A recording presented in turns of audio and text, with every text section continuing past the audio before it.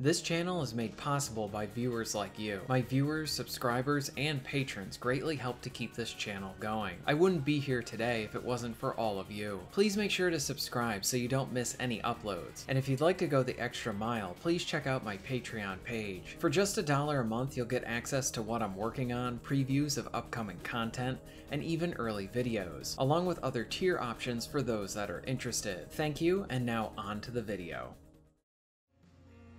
So I recently made a video pointing out the poor re-release of Dino Crisis on the PSN. For fans of Dino Crisis that have been waiting for it to return in some form, this was sort of like being given a delicious dinner when you're really hungry and then getting a swift kick to the sack right after it. Here's your game that you've been asking for, but wait, you actually wanted to buy it so that you could own it digitally? Nope, the only option you have is to play it on PS5 and 4 is to be part of that very expensive PS Plus premium service. Bringing this game back is a plus, without a doubt, but the way in which it was just feels like Capcom taking a victory lap and then taking a shotgun to their leg right after it. This sort of feels like brain-dead decision making, something where a suit made a decision, along with a way to botch an otherwise good idea to bring back an old favorite, as part of the classic catalog. But something I found interesting, this was not the first time Capcom, nor Sony has done this as part of the program. So after I made my video on the re-release of Dino Crisis on the PS4 and 5, many of you awesome viewers told me that this was actually not the first time that this happened. Many said that this was also an issue with Resident Evil 1's PS1 release on the PSN. Apparently you cannot buy that one either, and the only way to access it on the PlayStation family of systems is through the PS Plus program. So I figured why not, let's verify what these people are saying. And what do you know, they were right again. So what does all of this mean? Well, for one, it shows that Capcom does want to bring back their older titles, and even their original versions of those games so that people can ideally play them, but they don't seem to have any interest in making them purchasable at all. Games like Resident Evil and now Dino Crisis are locked behind this odd paywall. This sort of thing is sending some mixed messages to gamers. On the one hand, it shows that Capcom wants to provide their history to gamers on the PSN, give us those older games and an easy way to play them. On the other side, we have a very limited way to access that media. It also shows a huge lack of consistency on Sony's part with these releases, but I will get to more of that later on. As it pertains back to Capcom in this issue, simply put, why are you doing this? Another viewer of mine brought up a great point. Games within the classic catalog can be included within the PS Plus Premium, but that shouldn't be the only option to then access them on the PlayStation family of systems. A player should have the option to either buy it outright, and then go for the higher end service. Restricting this makes it seem like Capcom or maybe Sony, or maybe both of them, are just trying to be greedy about it. The choice on which titles are restricted on the PS Plus Premium service is another one that doesn't really make any sense either. Let's take a step back for a moment and look at the PSN Classic catalog too.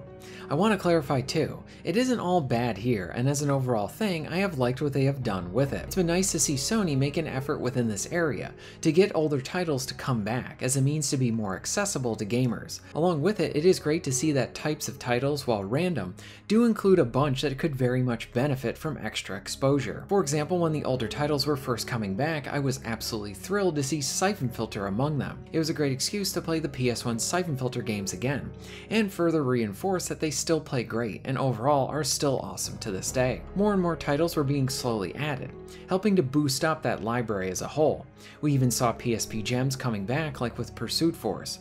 And then this year we saw PS2 games coming back, since Sony started working with a new porting company for those titles, and apparently another group is going to be coming in and helping to bring back PS3 games outside of the cloud service. So all of this stuff is really great, and my bias shows that some of my favorites have come back, and I have been enjoying playing them this year, like with Tomb Raider Legend and the Time Splitters trilogy. So this is all really good, but then when you look at other aspects of the classic catalog, it makes you think that it needs more refinement and much more consistency. For example, Tomb Raider Legend released, and it was for $20, whereas something like Time Splitters is $10, and Star Wars Clone Wars is $5. It doesn't appear to be based on the game's length, and maybe and probably it's related to the licensing of the game. But if that is the case, how is Tomb Raider much more than something like Star Wars?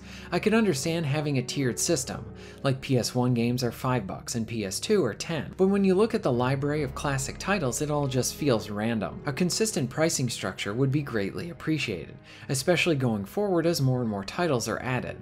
This service is meant to bring back old favorites, allow us to easily access them if we want, so they should be priced accordingly. Paying $20 for a game that didn't really receive much of a boost in anything seems a bit much, even for a title that I love. Trophies were another issue too. Some games within the classic catalog do not even have trophies, while some launched with none and then got patched down the line. This seems like a simple fix. If you're going to release a game on the classic catalog, it needs to have a trophy list attached to it. There are many gamers that love to trophy hunt.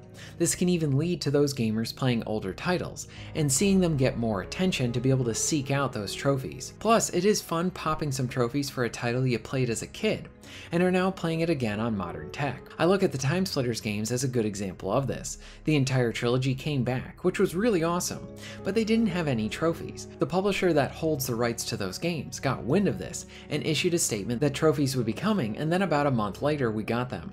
This is great, but I feel like this is on Sony a lot to ensure that trophies should be part of the game's launch.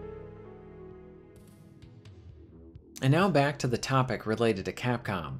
We have titles on the PS Plus Premium program that you cannot buy at all. What is also odd is we have situations where a game comes out, like say Ridge Racer 4, and then you can only access them through the PS Plus Premium, meaning that if you want to buy it, you cannot, and your only means to actually play it are going through the highest subscription model. Why are some games available like this and then others aren't? It appears to be for a select number of titles, as most of them can actually be bought. And then to further this, something like Ridge Racer 4 was then updated to allow players to then buy the game now. None of this really makes any sense. There's no rhyme or reason to the entire thing. Sometimes games launch and they cannot be bought. You need the service. Later on it's updated and then you can buy it. For the average player, this is really confusing. Overall, just sending mixed messages to the players. It really should just come down to this is the price of the game, you can either buy it or be part of the premium service. There needs to be a consistent practice across the board. If you want more people to use this service, then consistency is a key part of it. Going back to Dino Crisis, Resident Evil, and Capcom, and even Sony, I don't really know who is to blame for this situation. Will Capcom allow these games to be updated so that players can actually buy them if they want? When Resident Evil 2 comes out on here, will it be locked behind a wall? Same with the Dino Crisis sequels. Generally, I think Capcom does a decent job of allowing for their games to be available. We have all their remakes, and they provide the originals as well, or they're even trying to work towards that. Look at GOG, you can buy the original Resident Evil trilogy right now. So they definitely understand gamers want to play the older stuff. It's just that the PSN Classic catalog needs some more work, and especially that consistency. What are your thoughts on all of this? How can Capcom and Sony do better? What are titles you would like to see return? Let me know in the comments down below. If you're interested in supporting the channel, please check out my Patreon page. For just $1 a month, you can help to keep this channel going strong, and this allows me to be able to do more for my awesome audience. Please check out the links in the description and pinned comment for ways to support the channel. And most of all, thank you very much for watching.